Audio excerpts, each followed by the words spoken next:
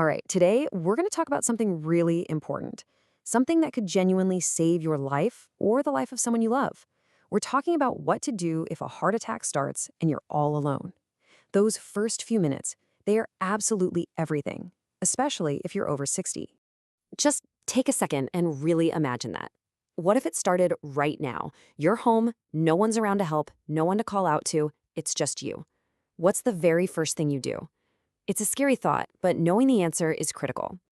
And look, this isn't just some made-up what-if scenario. The hard truth is that for millions of people, especially those over 60, this is a very real possibility. A huge number of heart attacks happen when people are at home by themselves. But here's the good news, the really hopeful part. Even though the situation is serious, you are not helpless. Knowing just a few simple things can completely change the outcome. These are the actions that can turn panic into a plan and buy you the precious time you need. Okay, first things first. Before you can act, you have to know what you're looking for. And let me tell you, it's probably not what you've seen in the movies. We all have that image in our heads, right? Someone dramatically grabs their chest, yells in pain, and collapses.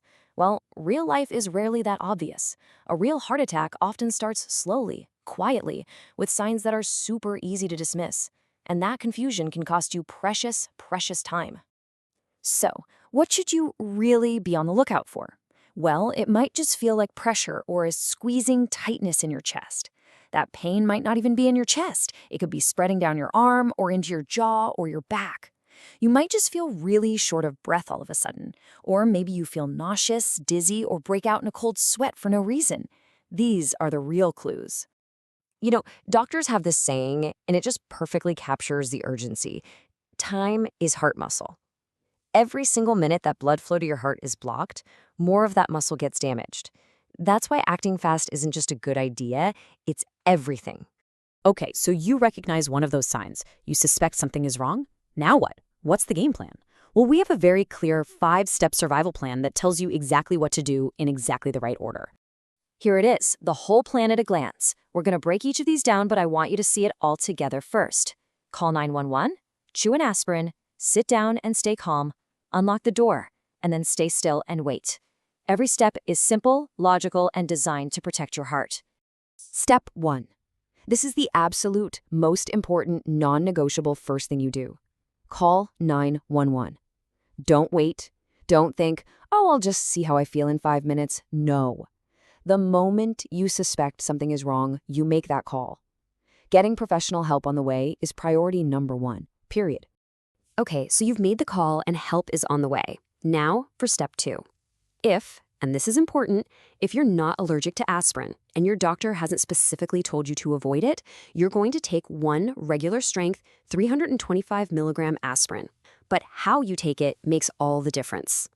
I'm going to say this again because it is so incredibly important. Chew it. Don't just swallow it with a glass of water. By chewing it up, you allow it to get absorbed into your bloodstream way, way faster. We're talking minutes. And that's when it can start going to work on the blood clot that's causing all the trouble. Now, before we get to the rest of the steps, let's just take a quick pause and talk about the science here. Because understanding why you're doing these things makes them so much easier to remember if you're ever in that high-stress situation. It's actually all pretty simple when you break it down.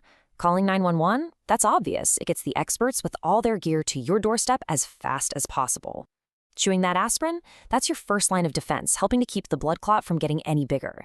And the next steps we're about to cover, well, they're all about taking as much strain off your struggling heart as you can.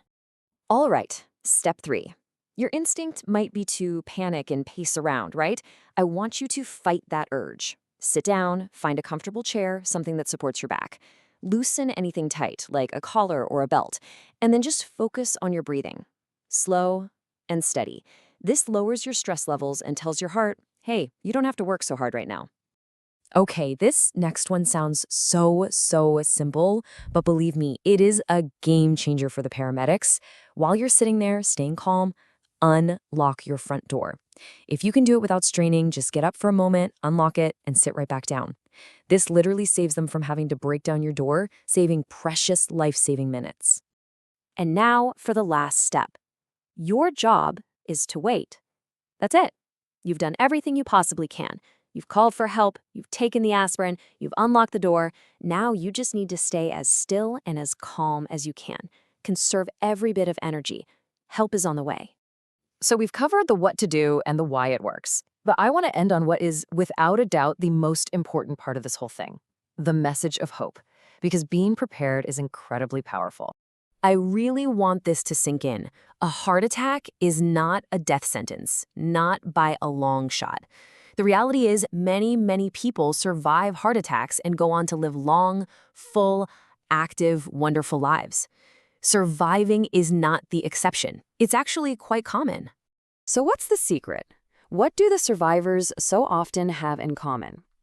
It really boils down to two things: knowledge and speed. The people who have the best outcomes are overwhelmingly the ones who recognized those subtle, early signs and took immediate, correct action, just like the steps we walked through today. So, after all of this, the final question really just comes back to you. It's a personal one. It's not just about what you know now, but what you're going to do with this knowledge. Are you truly prepared? So think about it right now. Is there a bottle of aspirin in your house that you could get to in less than 30 seconds? On your nightstand, in the kitchen? And does your spouse or your kids or even a close neighbor know this plan too? Please take a minute today and just get it done, because preparation is the single most powerful tool you have. And this knowledge, it could absolutely save a life.